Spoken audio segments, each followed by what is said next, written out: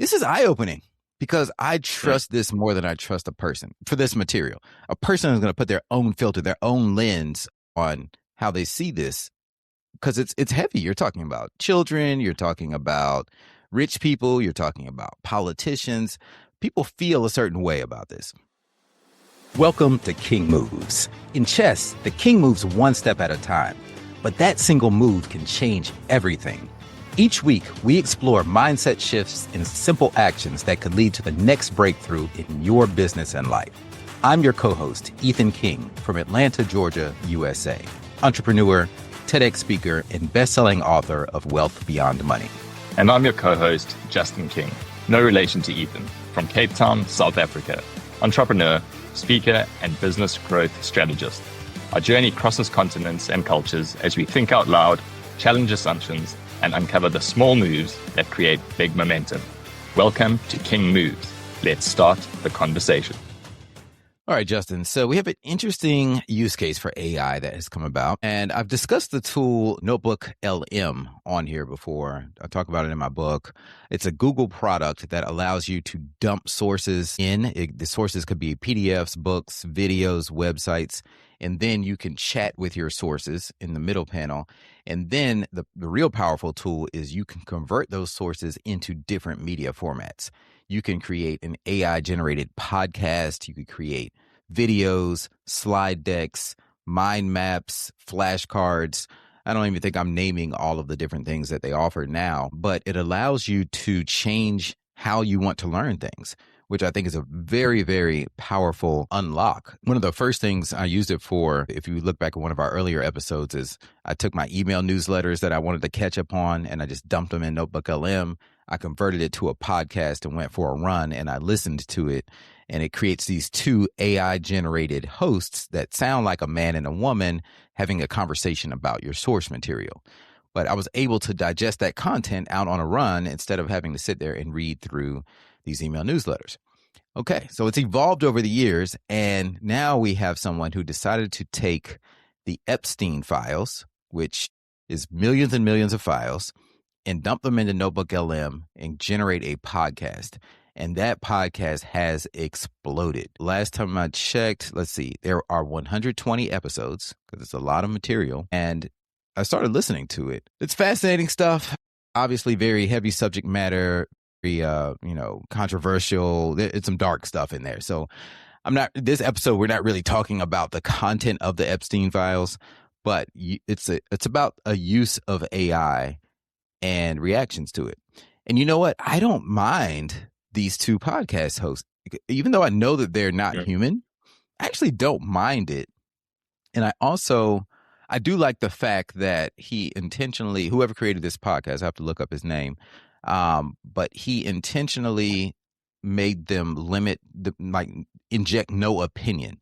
Everything that they report has to be fact-based and it has to be in the files. Nothing from outside articles, nothing from people's opinions, but it's just this is the data that is in the files, and that's it. So it's a fascinating listen, but I would love to hear your thoughts on this as far as in the Epstein files and this as a use case for AI generation. Yeah, so I think from a use case, genius. I mean, really, really genius use case. I think it works because it's based purely on fact. As far as your point about you don't mind listening to these two hosts, even though you know they are AI generated. They are not real people. I think where you would struggle with it is where there needs to be nuance. There needs to be personal opinion. There needs to be an objection. There needs to be something of that nature where it's more a flowing conversation rather than the regurgitate. Excuse me. Regurgitating is not a fair word, but the presenting in a certain format of information. I think from that point, genius. I'll tell you my first use case for Notebook LM was I think we spoke about this. I took my personality profiles, my Enneagram reports, and I put them into that so I could listen to a podcast discussing me rather than having to read it. And I've read it, but rather than reading it, just listening to it. And similarly for clients, taken all of the personality profiling reports for each of the team members, put those in, and got it to discuss, well, what does this mean for us as a team, knowing that we've got these different personality profiles in there. So any time that it's based on fact based on information that it is presenting back, then I don't mind listening to it. But I would struggle to listen to it in a lot of other cases where I want a little bit of injection of humor and nuance and feeling and empathy and understanding and all of those elements there. Don't know if we've quite got there yet from an AI point of view. Give this a listen. I'd be curious to hear what you think, because they're not dry. They're not just Yeah, reading the files. reading.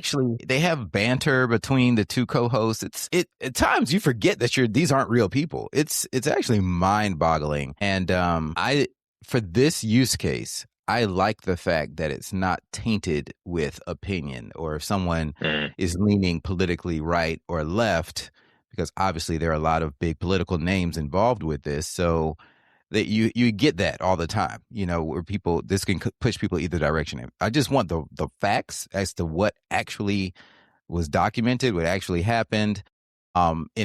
This allows me to inject my own opinion. So I think that mm. I actually praise him for that. Now, what I notice, I'm on the website landing page right now on Apple, the Epstein files, island investigation. So it has a 4.2 rating. And that made me dig in. I was like, I wonder what the bad reviews say. Now, this is funny, and this teaches you a lot about people. First of all, the description of the podcast says the Epstein Files is the first AI native documentary podcast to systematically analyze the Jeffrey Epstein case at scale. With over 3 million pages of DOJ documents, court records, flight logs, public resources now available, traditional journalism simply cannot process this volume of information. AI can. So and it goes on, it's very clear that it's AI. Now, let's look at the reviews. AI. Well, this is the name of a review. AI, 1 star. These are not real hosts. This podcast was generated through Notebook LM, and Epstein was a No monster. shit. No. Right. It literally says that. AI slop, 1 star. AI generated from top to bottom. Do you expect accurate information about rich and powerful men from the technology supported by the rich and powerful men who deserve scrutiny? Find a podcast created by real people. Oh, they're promoting another podcast here. It's hilarious. So That's what it interesting. says. It's so interesting. So Yeah. people, I mean, there's an agenda there. People have an ingrained bias. So in order for it seems that in order for an AI generated podcast to get a decent review, to get a 5-star review, in some people's mind, it would have to score a 100 out of 10 for them to allow them to get there. As an example, it's got to so far exceed what they think it's going to be in order for them to give an honest opinion on it. Otherwise, it's just immediately negative bias, it seems, based on those first few. That's the takeaway that I'm getting, or the sense. Yes. Yeah, and we talked about this. Go back and listen to our episode about AI resentment, because it Mm. is big. I mean, they blatantly told you this is AI, and you feel the need to still give it a bad score and say that it's AI. I found it so fascinating. And honestly, this is eye-opening, because I Mm. trust this more than I trust a person for this material. A person is going to put their own filter, their own lens on how they see this, because it's heavy. You're talking about children, you're talking about rich people, you're talking about politicians. People feel a certain way about this. So I trust this more. Just like when it comes to driving, honestly, I'm starting to trust Waymos more. Like, I would take Waymo over an Uber, because I don't know how Mm. that person who's driving, how they think, how they're going to react in certain situations, or if they've had a bad day, or if they had a drink, all these types of things. Whereas the computer has been trained and it's statistically safer, and it's going to get me there. So there's these little pockets of life opening up where I'm starting to prefer AI over humans. Yeah. Yeah. I'm going to take this conversation elsewhere all of a sudden. I was listening to, I can't remember the name of, and I need to find it, but I was listening to a conversation, another podcast, where they were discussing AI, Ethan, and the guest on that podcast He says that he thinks that AI is overhyped. This is an individual that's in the tech space.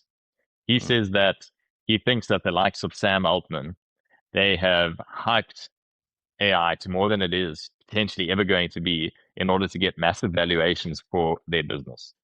But he feels that it's going to pretty not too far from where we're at and then kind of flatline and plateau from here because AGI is something that's never going to be achievable. What are your thoughts on that? I mean, it's a first opinion of that nature that I've heard. I haven't heard of anyone saying that they think we've almost peaked where we're going to get to with AI.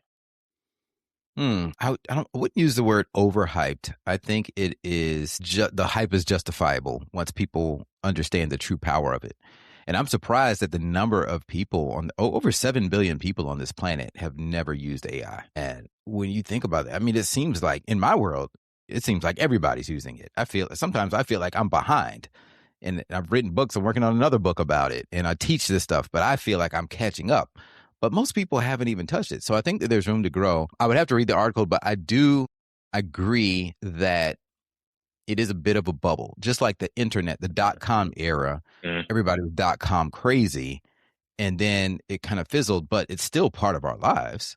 I mean, you go on a .com you've probably, well, I don't know what it's the afternoon for you. It's the morning for me. As soon as I wake up, I've probably been on 5 different .coms.